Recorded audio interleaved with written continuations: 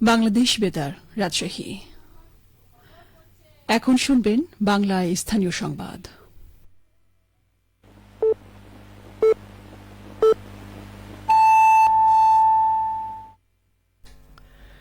আসসালামু আলাইকুম। সন্ধে ৭টা। বাংলাদেশ বেতার রাজশাহী। স্থানীয় সংবাদ পড়ছি মাসুম আখতারুজ্জামান অনিক।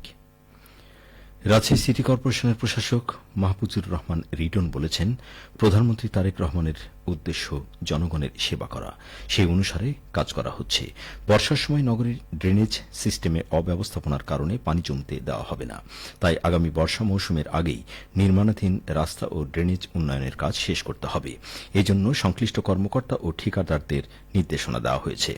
আজ দুপুরে রাজশাহী মহানগরীর বর্ণালী মোড় থেকে হেতেমখান বড় মসজিদ পর্যন্ত ব্যস্ততম সড়ক উন্নয়নের কাজ সরেজমিনে পরিদর্শন শেষে তিনি এই কথা বলেন।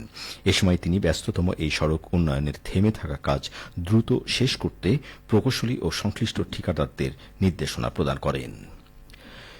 সিরাজগঞ্জের রায়গঞ্জ উপজেলার কেন্দ্রীয় শ্রী শ্রী গোপালজিউ মন্দির পরিদর্শন করেছেন ভারতীয় হাইকমিশনের সহকারী হাইকমিশনার শ্রী মনোজ কুমার।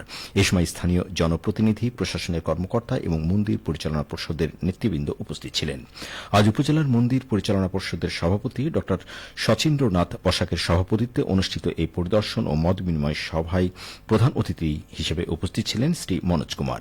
এছাড়া জেলা প্রশাসকের প্রতিনিধি হিসেবে স্থানীয় সরকার বিভাগের উপপরিচালক মোহাম্মদ কামরুল ইসলাম, রায়গঞ্জ উপজেলার নির্বাহী কর্মকর্তা মোহাম্মদ আব্দুল খালেক পাটোয়ারি, অতিরিক্ত police super Raiganj circle Mohammad Saiful Islam Khan এবং রায়গঞ্জ থানার ভারপ্রাপ্ত কর্মকর্তা মোহাম্মদ আহসানুজ্জামান উপস্থিত ছিলেন। পরিদর্শনকালে সহকারী হাইকমিশনার মন্দিরের সার্বিক কার্যক্রম ও স্থানীয় ধর্মীয় সম্প্রীতি নিয়ে মতবিনিময় করেন। তিনি বলেন, ধর্মীয় প্রতিষ্ঠান সমাজে শান্তি, সম্প্রীতি ও সহাবস্থান বজায় রাখতে গুরুত্বপূর্ণ ভূমিকা রাখে।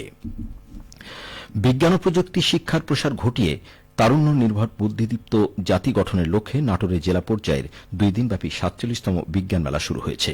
উদ্ভাবন নির্ভর বাংলাদেশ গঠনেই বিজ্ঞান ও প্রযুক্তি প্রতিপাদ্যে আজ নাটোর দীঘাপতিয়া MK কলেজ প্রাঙ্গণে মেলার উদ্বোধন করেন জেলা প্রশাসক আসমা শাহীন। অতিরিক্ত জেলা প্রশাসক শিক্ষা ও আইসিটি জান্নাতারা ফেরদৌসের সভাপতিত্বে উদ্বোধনী অনুষ্ঠানে বক্তব্য রাখেন জেলা শিক্ষা অফিসার রুস্তুম আলী হেলালি, নাটোর সদর উপজেলার নির্বাহী অফিসার মোহাম্মদ আরিফ আদনান। অনুষ্ঠানে বক্তারা বলেন, বিজ্ঞান ও প্রযুক্তি শিক্ষার প্রসার ঘটাতে সরকার কার্যকর পদক্ষেপ গ্রহণ করছে। এই লক্ষ্যে শিক্ষার মান উন্নয়নের পাশাপাশি গবেষণা কার্যক্রম জোরদার করা হচ্ছে। বিজ্ঞান ও প্রযুক্তি শিক্ষার মাধ্যমে আগামীতে বুদ্ধিদীপ্ত জাতিতে পরিণত হবে বাংলাদেশ। মেলায় 7টি উপজেলা থেকে বিজয়ী শিক্ষা প্রতিষ্ঠানের শিক্ষার্থীরা তাদের উদ্ভাবিত বিজ্ঞান প্রকল্প প্রদর্শন করছে।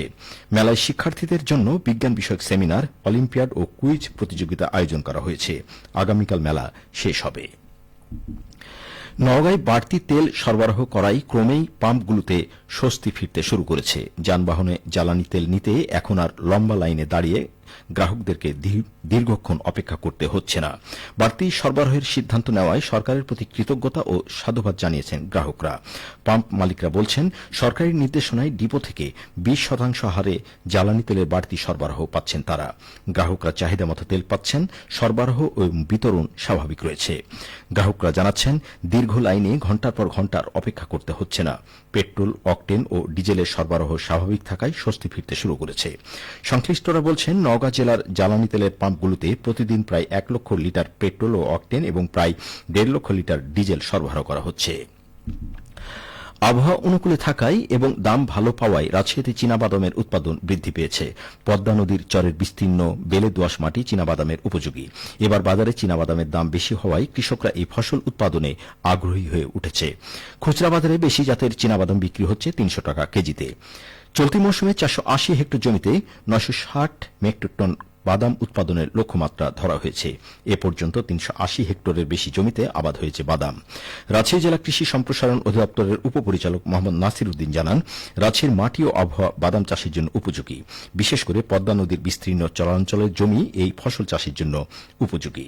বর্তমানে বাদামের উন্নত জাতের বীজ সহজলভ্য হওয়ায় কৃষকদের মাঝে বাদাম চাষে আগ্রহ বেড়েছে।